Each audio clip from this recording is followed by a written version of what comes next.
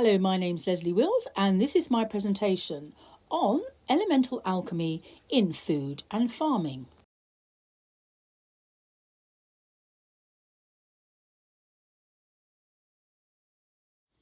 So before we go into the presentation, it's just really nice to be reminded why we actually are so passionate about this subject.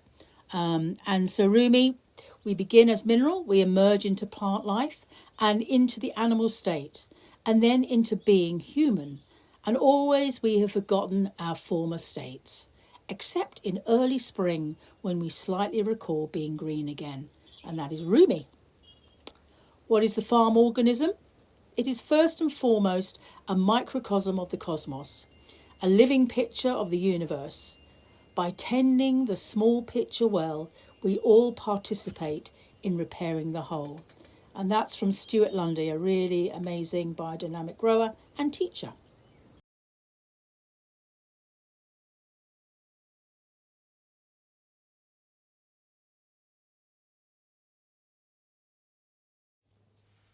So in this presentation, we're going to explore questions. So why is understanding the elements and their qualities, or we would say temperaments, helpful in our farming stroke growing environment? And hopefully in this presentation, how they work with the earth, cosmos and beyond. And I'm going to do it within an hour, hopefully.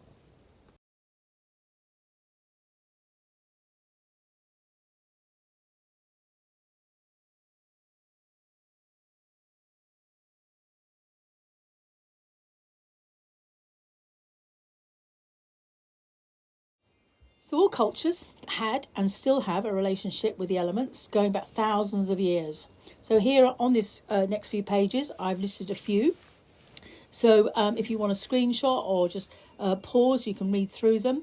And in the middle there, obviously, we've got the Western occultism, paganism, modern witchcraft, Wicca, ceremonial magic, and they all use the four elements to represent cardinal points and as magical tools, and also to create a sacred magic space.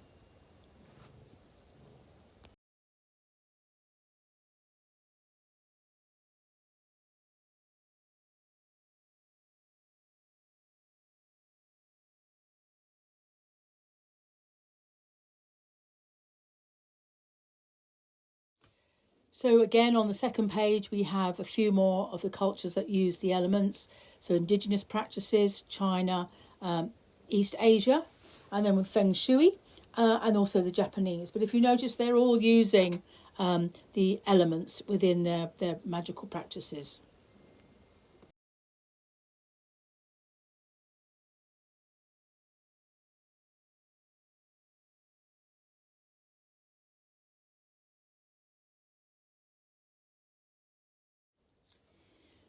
So agriculture in Europe. So biodynamic farming was founded in Europe, and it again uses the four elements.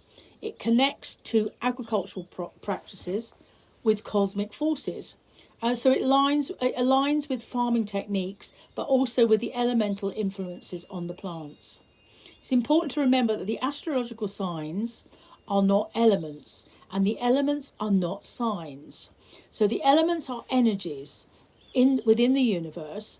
The signs are individual entities that are composed of flows of energy, or we would say information. So if you see the chart on the other side, you'll see the Ouroboros at the top. So everything is recycled round, the sun and the moon, the alchemical symbols, and then right below is the elements.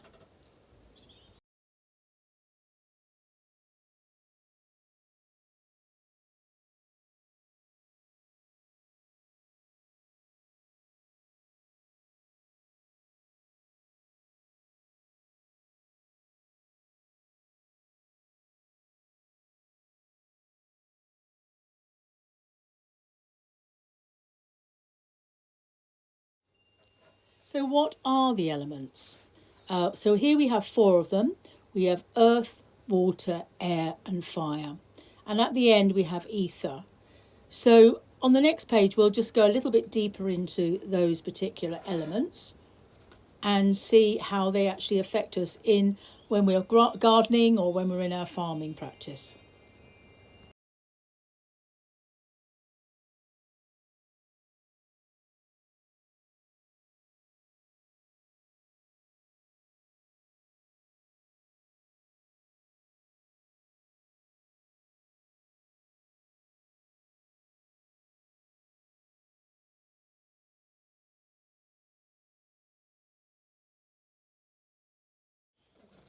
So in this next slide, we go a little bit deeper into the elements and their temperaments.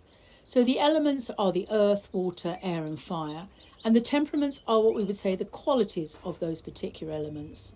So the earth would be cold and dry, water cold and wet, air hot and wet, and then obviously fire hot and dry. And so when we're looking at our soils, we're looking for a balance between all those four elements.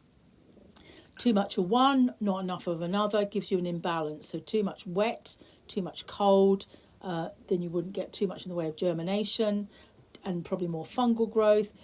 Too much in the way of air and fire, then obviously a lot of drying out, not enough moisture there, not enough information. Then we have the three principles, which are the alchemical principles.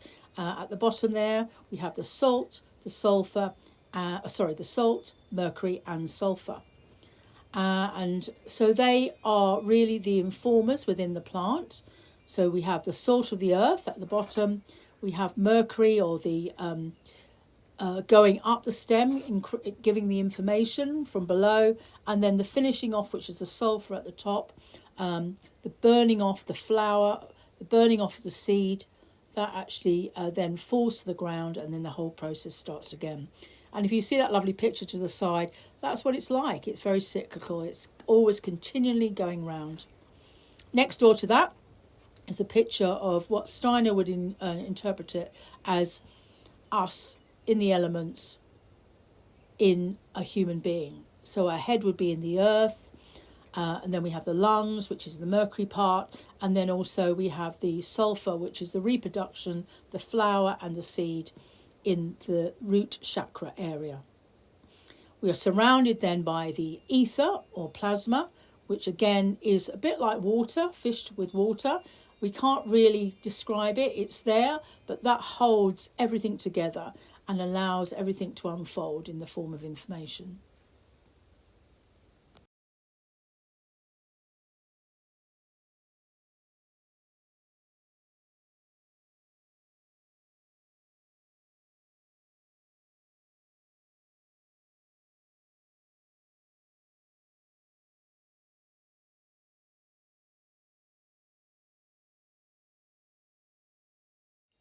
So here we have another slide just reminding us about the temperaments and the elements, and also quite a good picture describing how those elements are within the fire, but it could be within anything really. It's just being aware of where those elements are. So obviously you've got the ash, the charcoal, which is the earth element. The air element is the smoke rising. The fire element is that very quick sharpness that comes up from the fire. And then obviously a little water that bubbles out of the logs.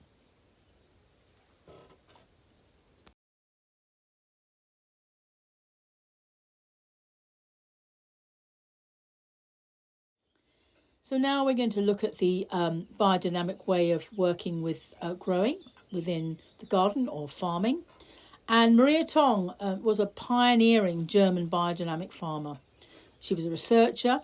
And she spent a long time looking at lunar-based sowing, noting it down, and then producing this amazing planting calendar. She did experiment after experiment, and she established that the moon's passage through the zodiac, really the constellations, really influenced the plant's growth. So she categorised those days into root, leaf, flower and fruit.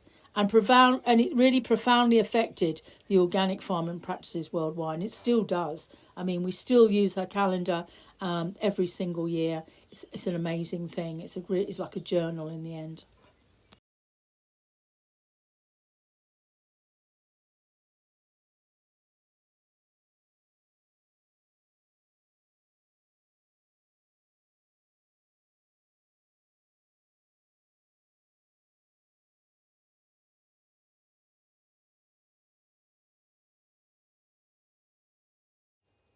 So now we realise that each constellation has a quality, just as the elements have. So each month she realised that the constellations are cycled around our Earth, and our moon acts like a satellite dish, reflecting the information of those alignments and sending them to the Earth as information. So it affects all life, animals, plants, soil and minerals, and the seen and the unseen. And to the side there is a calendar with the elements on there, and she realised that each planet had a quality, a temperament, and so that is how she actually diagrammed it, and we still use it to this day.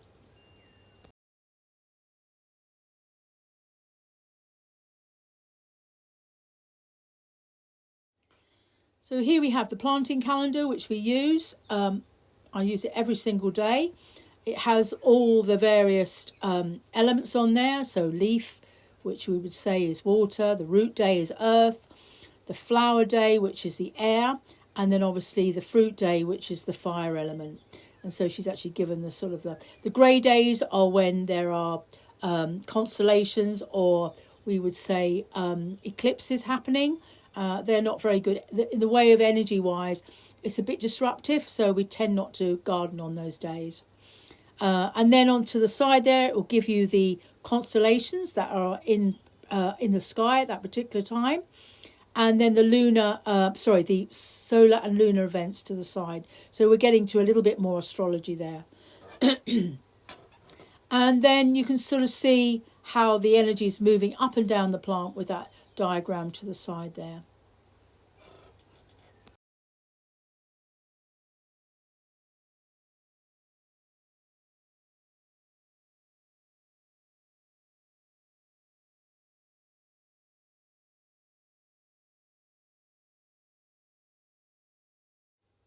So in biodynamics, we do use compost preparations. So basically we have all these compost preparations. We put them, little tiny amounts, in clay balls, and we bury them into the compost. And what that does, it allows that information to filter into our compost heap. So when we put that compost onto our garden, that information from the cosmos is now in your soil. And so if you want to really understand a little bit more of that, about that, really delve into this, because it's quite an interesting one, how they actually mapped Yarrow with Venus and the kidneys. And if you know a little bit about astrology, medical astrology, you'll understand how that actually plays a big part there.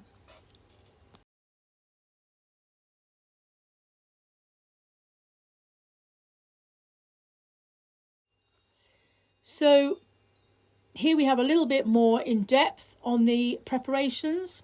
So we have the horn manure and the horn silica, which are the two main preparations that we have to use a few times a year to actually qualify to be a biodynamic grower. And then underneath there we have all the preparations that you can use. So if you want to screenshot that, give you a little bit more information, you can do. But it is fascinating. So think of it like cosmic information going into your soil and onto your plants as well.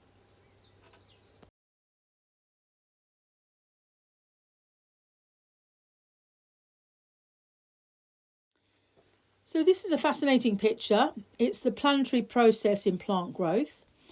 And so you would look at the planets giving certain information to your soil or to the earth, but generally also to the atmosphere as well. So everything in the way of the elements is also interacting with the planetary information. So this is the unseen, which is the inhaling of the sunstream. So it's information coming in. It's the process before the actual plant starts to get going, or the process when the plant is really needing information to allow it to unfold. So we have Saturn, which is a structure, Jupiter, which is really expanding on the forces, the Mars, which is the dynamic will growth, the Venus, which we would say the nutrition into that, Mercury, which is the information flowing into that sap, and the Moon, which is now bringing that all together into the manifestation of that particular plant or whatever you're actually growing. They would call it anti-chemistry stream because it's not really seen. You can't measure it as such. And it's an ethereal, or we would say, sort of an ethereal or plasma build-up of information. It's an invisible dynamic force. So it's a breathing in, and then there's a breathing out as everything goes. Breathing in, breathing out. The moon breathes out. The earth breathes out in the morning and breathes in the afternoon. So we're always using those lovely rhythmic movements of breathing in and breathing out. And as it breathes out, you have a visible substance coming into formation. There's more chemistry there. There's more physical destruction as well, where things are now starting to eat your manifestation. Mercury, which is information, is giving it support. Venus is excretion. Think of the kidneys, and also there's the Mars, which is basic preservation. It's the will. It's preservation. Jupiter, the aroma, expanding on that sense. The Saturn will be the seed. So we would call that the secondary process. It's an exhaling of the sun stream.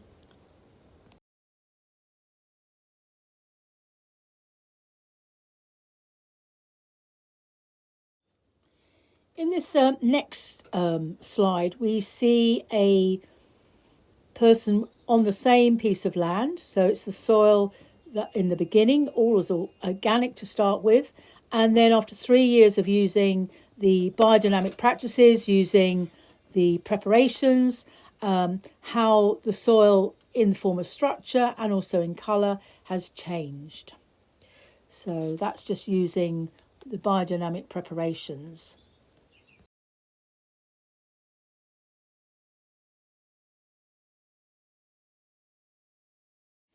So in this slide, a little bit more of in detail of research, tests that people have done on soils. And so, the one on the left-hand side was done by a lab, but just to show you the increase by using the biodynamic preps and compost preps as well, shows you how the soil has improved. And then the one at the bottom, I think, is actually Demeter one, which is Soil Association label. After 1, 2, 3, 4, 5, 6 weeks of using the biodynamic preps and how it's improved in the nutrients within the soil, which I find really interesting.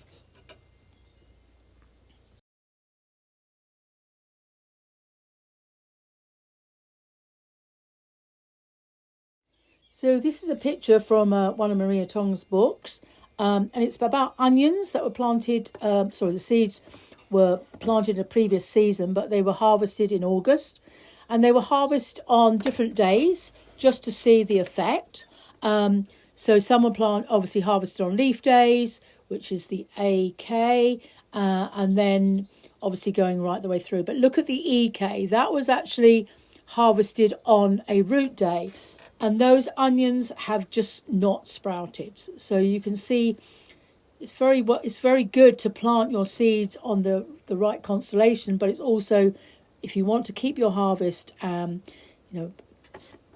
sprouting, then you need to think about maybe harvesting it on the appropriate day. So yes, quite interesting, that picture.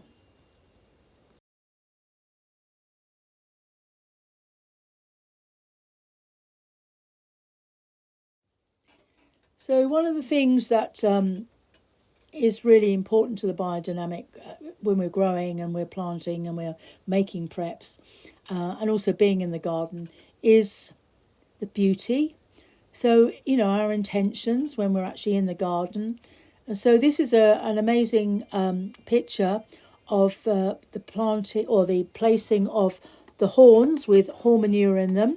And that will be buried underground for a year and then dug up, and then the cow manure will have been transformed into this amazing colloidal, beautiful prep, which you only need a handful, and you can put that into a big pail of water. But can you see that actually just not just throwing them in, but actually placing them with intention in a pit is all part of the process. We're interacting with the whole process here before it starts, and then obviously digging them up at the end. And the corner picture is a picture from a biodynamic grower's garden where they've put various angels and archangels and stones and offerings to one of the quarters of the garden. So it's quite important to really honour not just your plants but the garden as whole, out with the stones, and yes, just generally I put shells in there. Just think, in the water area. So yes, various at the quarter points that you might place your slight offerings or making a little altar, but just acknowledging the garden as a whole.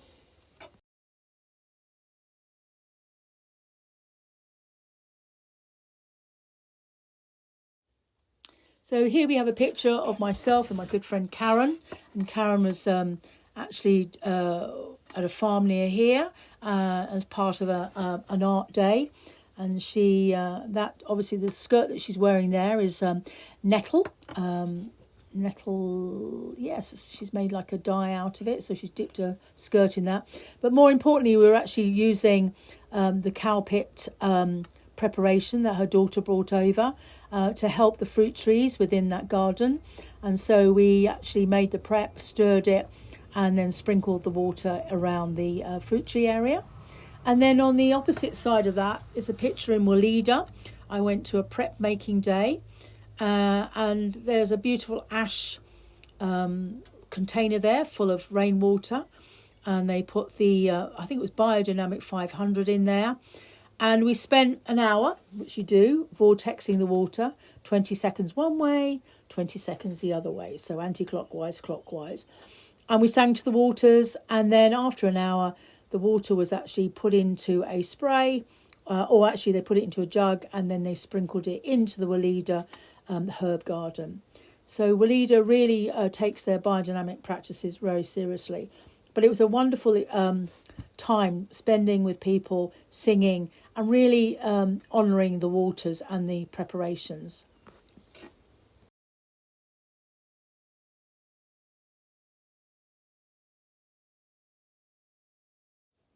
So thank you for listening to this presentation. There's my email address and also my Facebook page.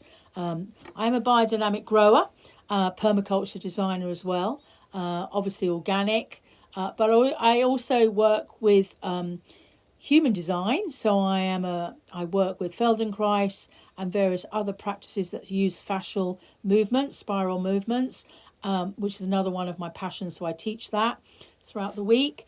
So yes, my life is very full, and I'm very blessed to have so much in the way of beauty all around me. So once again, thank you.